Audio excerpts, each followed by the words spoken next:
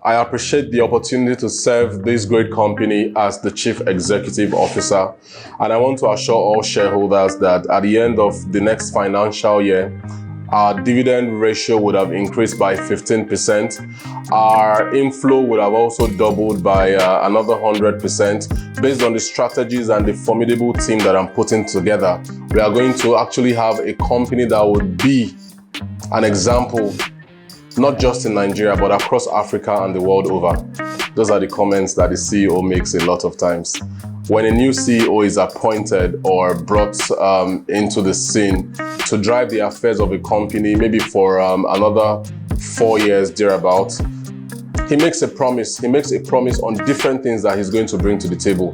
Why I'm actually doing this particular content around who the CEO is because when you go on social media, you go on LinkedIn, you check a lot of these platforms, it's so easy. In fact, once you put CEO, you see thousands, hundreds of thousands of people. Everybody wants to be a Chief Executive Officer, MD/CEO, Chairman, MD, CEO.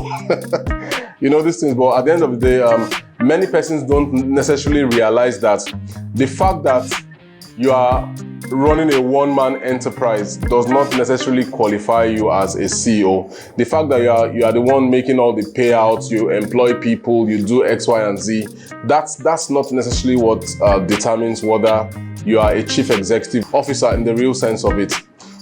So, what are some of the things that you need to look out for if you want to become a CEO of repute? A CEO that can show up at a board meeting while the board, while the shareholders, while the stakeholders, you know, a CEO who can deliver time and over again. You know, what are those things?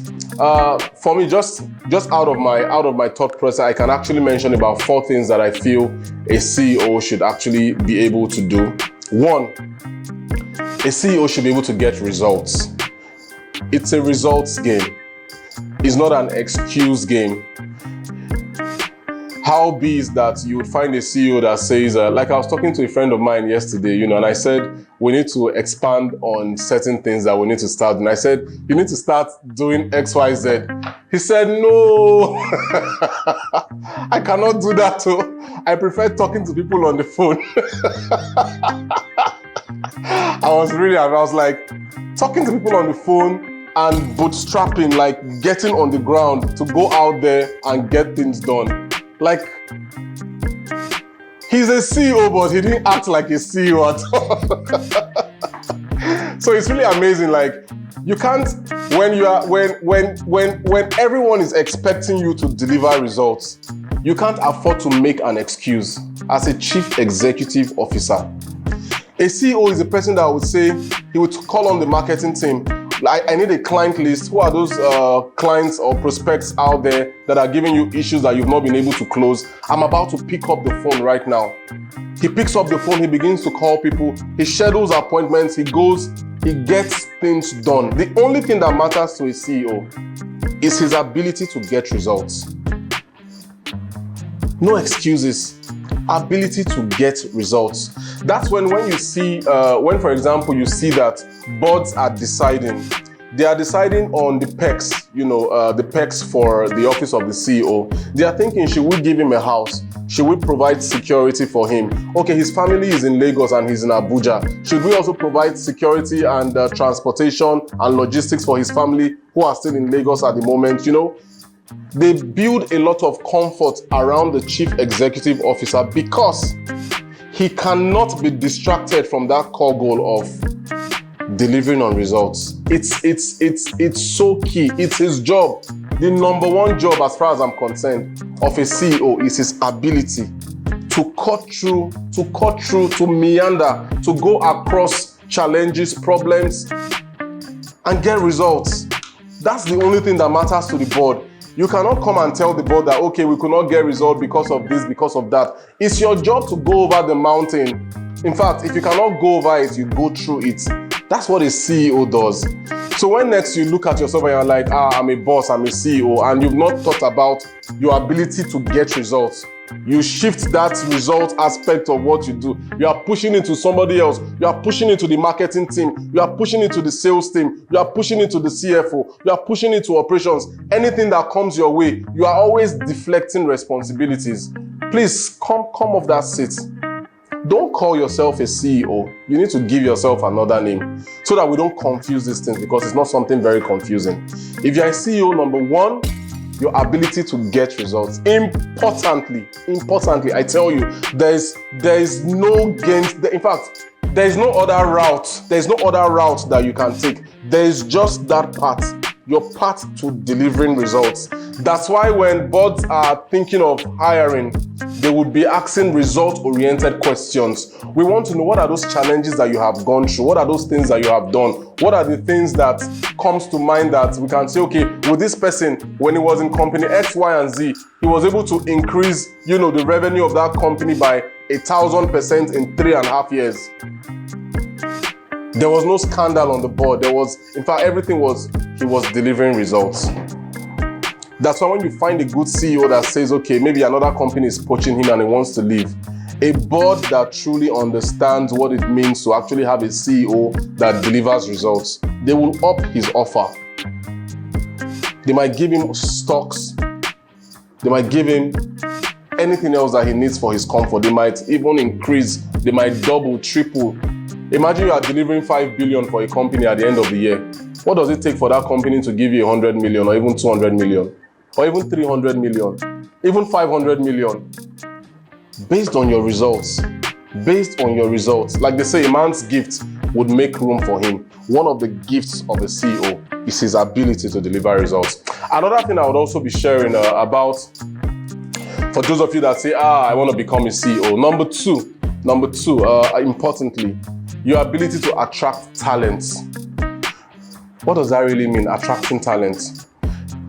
I've been part of recruitment exercises for companies in the recent past, and I've come to realize that you can, when you're recruiting for talent, it's a gamble.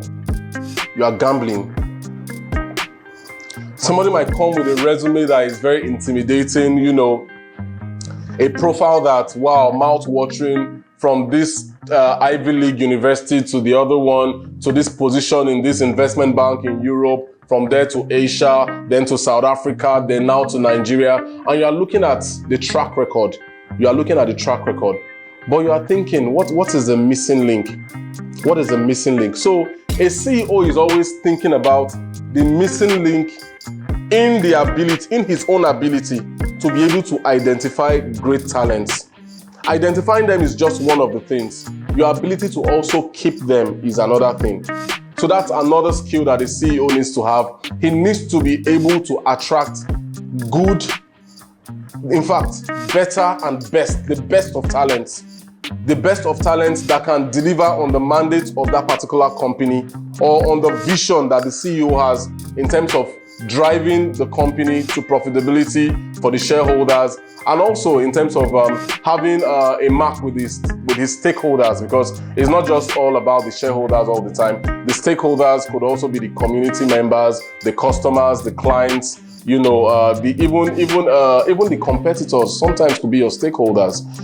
So these things actually happen. So a CEO needs to get the job done, and he needs to get that done by attracting talent. Because you might have a super CEO, but you have a talent base around the CEO that is already crumbling. It's just like surrounding a leader with leaders, with other leaders, and also surrounding a leader with followers, people with a follower mentality, a follower mindset. If the CEO is not careful, after a while, he might also begin, if he cannot translate those followers into leaders so that they can both drive the vision of the company, after a while, he begins to think like a follower. Then once that begins to happen, then the company begins to dwindle. At the end of the day, the company is dead. Companies die. Like I said, I'm really putting up something really good around don't let that company die, things like that. So attracting talent by companies, by CEOs, very, very important. Then the third thing that comes to my mind is, especially within this, within our society now, digital transformation is like cutting through all industries. Industries are being disrupted. Things are happening, especially within banking, within insurance. A lot of products are coming out. Things are happening. The usual brick and mortar banking system is being disrupted by, a lot of financial services companies that are offering great services, just like Flutterwave, like Kuda Bank, like Jumia Pay. A lot of payment platforms out there, Glade Pay, things like that. So a CEO's job should also entail driving innovation. You cannot tell me that you have a CEO mindset and you are still running with the ideas of the 90s that have no bearing in 2021. You are stuck up in the successes of the past. Things are going on. Things everywhere is being disrupted. Even if you look at logistics, for example, logistics business is being disrupted. People don't even have to touch a parcel anymore. A very good friend of mine, he runs sendbox.ng. Powerful company. They don't touch your mail bag at all. They don't touch anything around your mail. What do? They plug into service providers like DHL, the big ones, FedEx, things like that. They have all of those guys on their platform. You make a payment, you get your way bill, DHL comes pick up your package and they deliver. That's what I'm talking about. Disruptions are happening everywhere, in every system. Even within the media space, for example, is being disrupted. So the job of a CEO is to look at what has been, is to look at what is, and is to look at what can be. What has been, what is, what can be. That is the thought flow of a CEO that knows his onions. He has to be thinking, what have we been doing? What are we doing? What can we do? So when you have that innovation mindset, it tells me that, oh wow, this person can really fit into that CEO mindset and CEO frame. Then another thing that comes to mind is which is also extremely important. This would affect your ability to drive innovation. It would affect your ability to attract talent. It will also affect your ability to get results, and that has to do with setting the vision and the core strategy.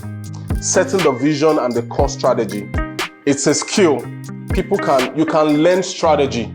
You can go to a school on strategy. You can read books on strategy. You can do a lot of things on strategy. But the best strategy that works in actually delivering on strategy is when you begin to act on strategy. Let your life be something that on a daily basis you are strategizing, not just in theory, but once you get the theory out of the way, you get down to business, down to getting things done.